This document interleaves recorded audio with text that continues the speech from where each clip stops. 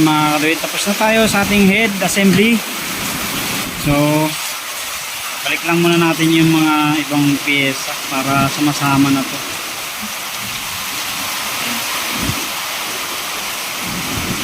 So ang gagawin natin, babaklasin ko muna to, baklasin ko yan, tapos bubugahan ko para makita natin, baka barado na to eh.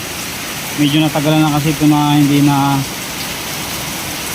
bubuksan, kaya bubuksan muna natin.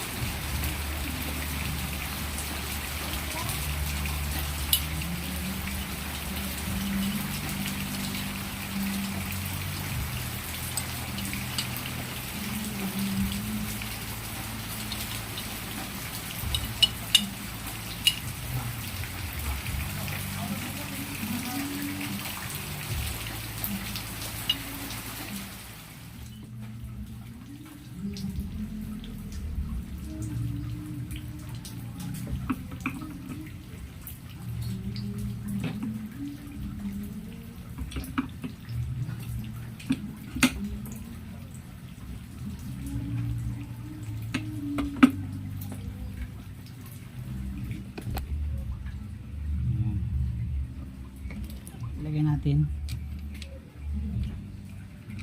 So wala naman sigurong baliktaran to, pareho lang siya.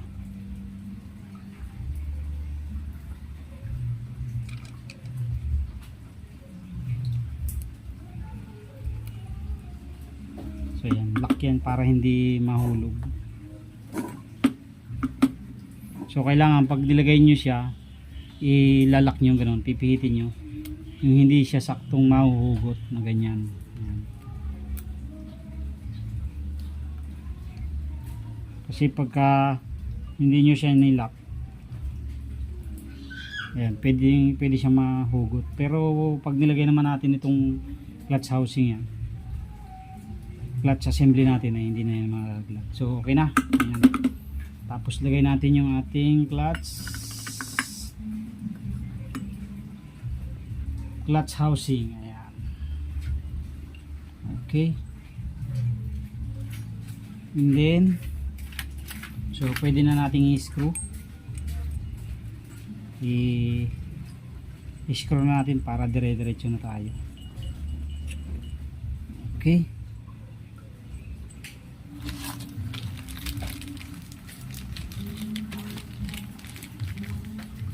So bago yung kakabit nating clutch lining mga kabit, original genuine parts. Mahal to, medyo may kamahalan ng konti. So mas maganda naman yung orig para sure bull tayo.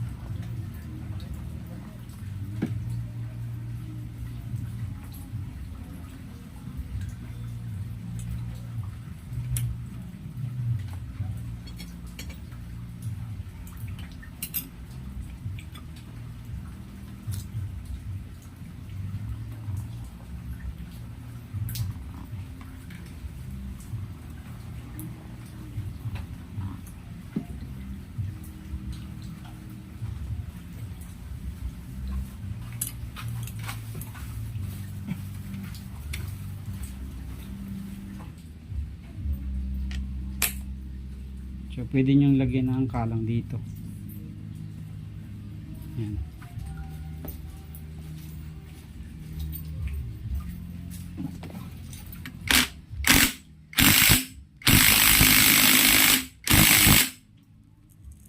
Okay.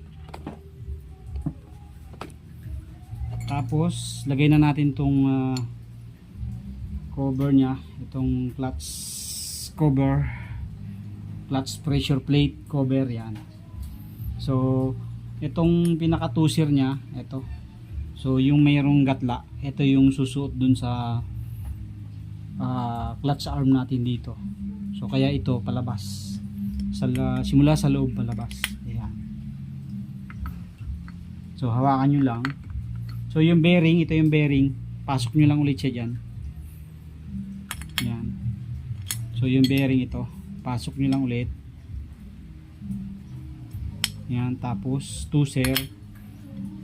Tapos balik na natin. Okay.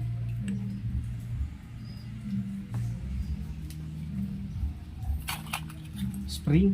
So wala naman itong baliktaran. Pwede nyo nang ilagay yan. Kung gusto nyo medyo matigas, magpalit kayo ng 2 piraso. Yung iba ginagamit yung mga pang sniper. Ayan. Nagpapalit sila 2 piraso. So sa akin titestingin ko muna.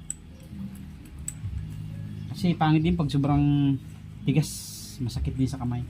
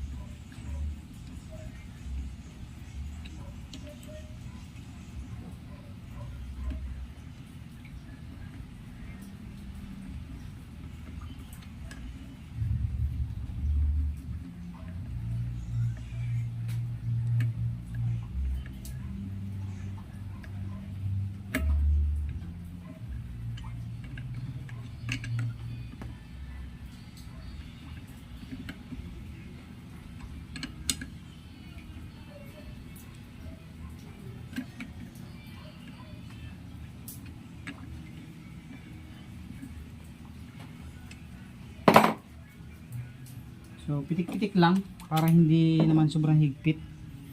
Kasi malambot lang yan mga kaduwit. Pwedeng gumamit na lang kayo ng T panghigpit.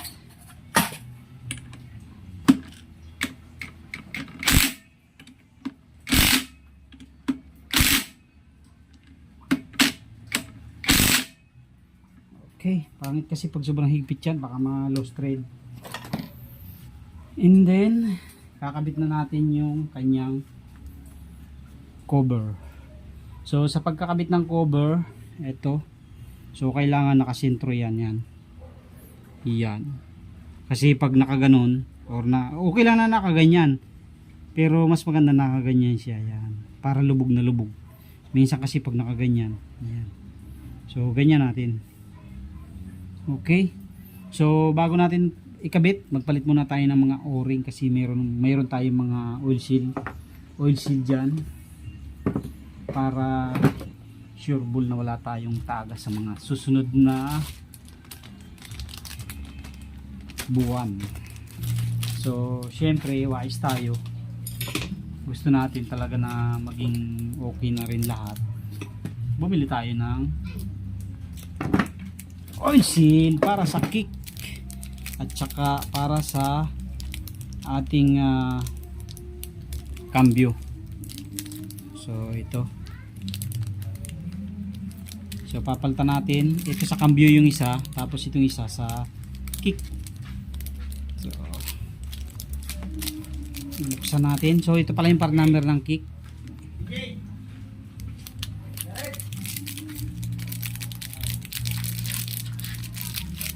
So para dito yan. Ayan. Para dito yan mga kapatid. Yan. Tanggalin na muna natin to.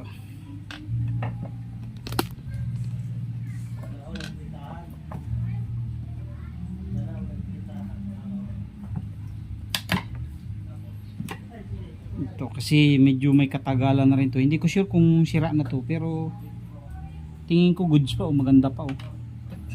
So palitan na rin lang natin. Ngayon itago na lang natin to para kung sakaling tumagas tong bago. Hindi natin sure yung ano nitong bago eh, quality nitong bago eh.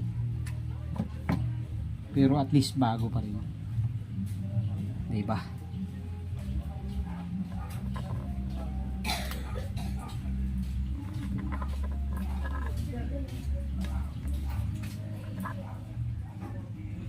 Okay. So pahira natin ng konting langis para hindi siya hard to insert.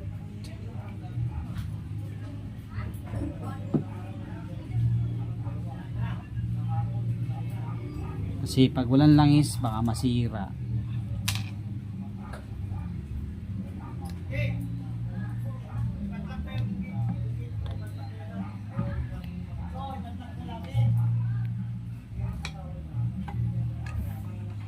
Gamit tayo ng rubber mallet. Rubber mallet.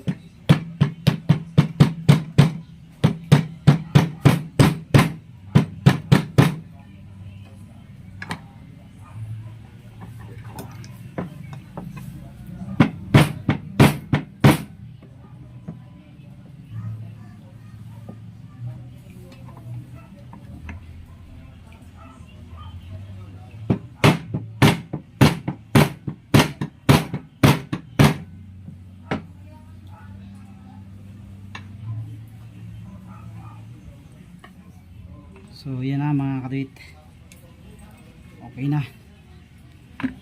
So ensure nyo na malinis tong sa kick nya, tapos lagyan nyo ng kaunting langis. Ayan to, para hindi siya masira. And then maglagay tayo ng bagong gasket. Ayan, gasket.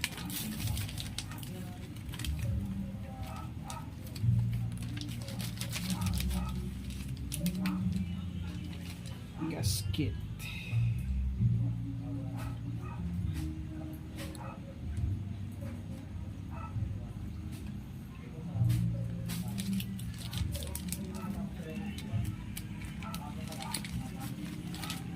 Lagay lang tayo ng screw para pang tanda natin. Bolt yan para hindi siya lumiwas ba.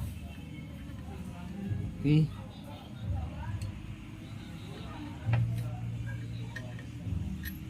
Nalaglag.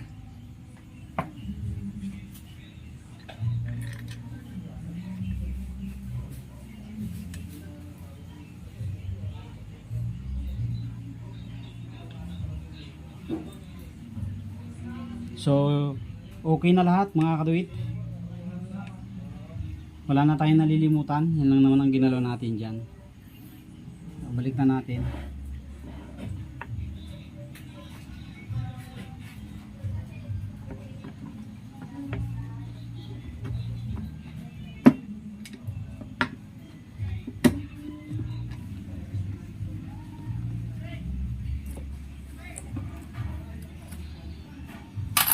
Tornilyo tayo muna ng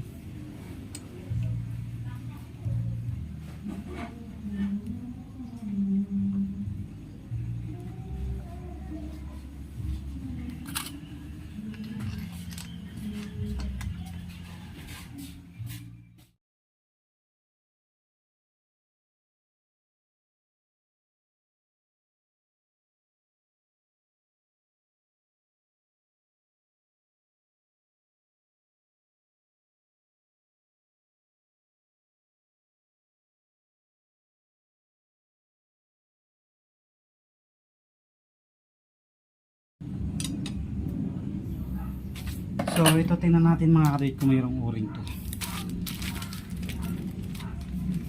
sa filter nya. Mayroon no.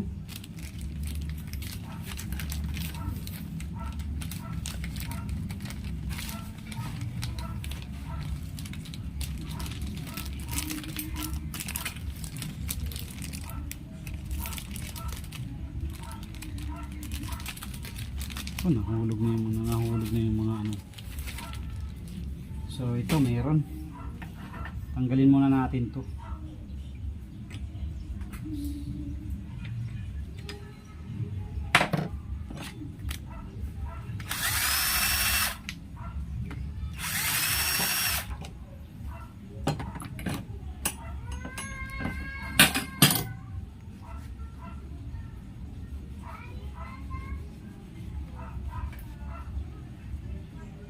Ito, meron siya mga kadu ito.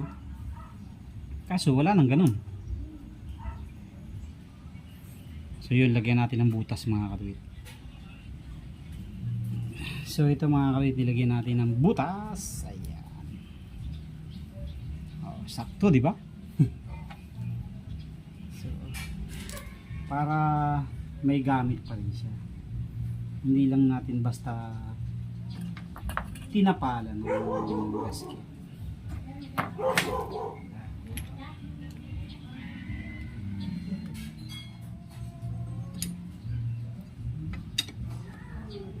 Okay, buo na ang ating clutch.